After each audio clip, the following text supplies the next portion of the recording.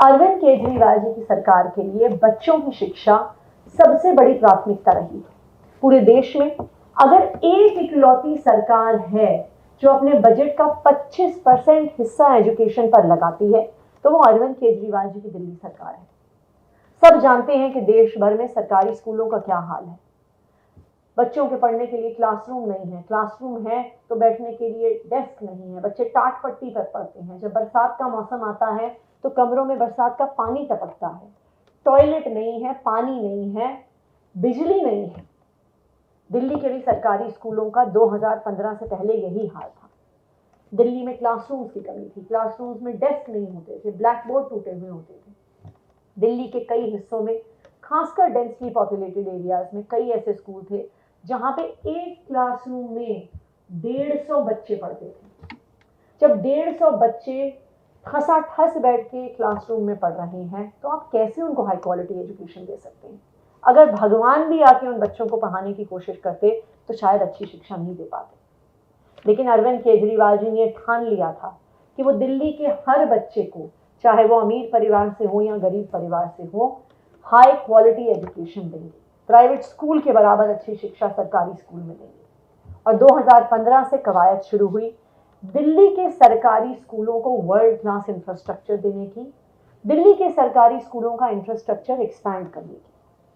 2015 में दिल्ली के सरकारी स्कूलों में कुल मिलाकर 24,000 कमरे थे। इसका मतलब क्या हुआ? इसका मतलब हुआ कि 1947 जब से हमारा देश आजाद हुआ तब से लेके आज तक इतनी सरकारें आई, लेकिन उन्होंने सिर्फ 24,000 कमरे बनाए।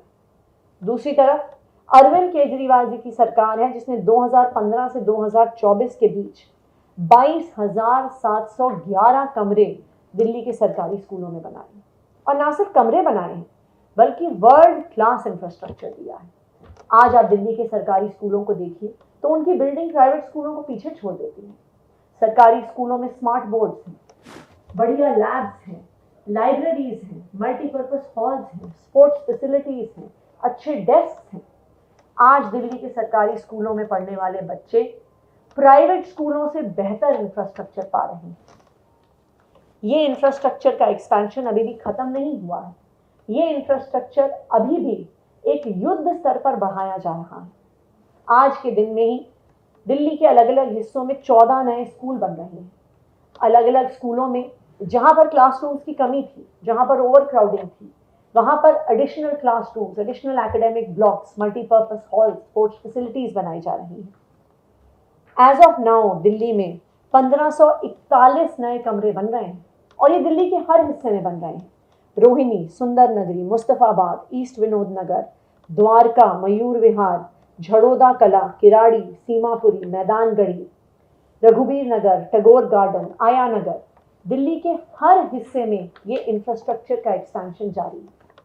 और शायद यही कारण है कि अरविंद केजरीवाल जी के काम को रोक नहीं सकते, अरविंद केजरीवाल जी जैसे अच्छे स्कूल नहीं दे सकते, अरविंद केजरीवाल जी जैसा world class infrastructure government schools में नहीं दे सकते। इसीलिए केंद्र सरकार ने, भारतीय जनता पार्टी शासित केंद्र सरकार ने अरविंद केजरीवाल जी को जेल में डाल दिया है। लेकिन मैं दिल्ली के लोगों को ये बताना चाहूंगी कि अरविंद केजरीवाल जी की सरकार दिल्ली के बच्चों को हाई क्वालिटी एजुकेशन देने के लिए प्रतिबद्ध है।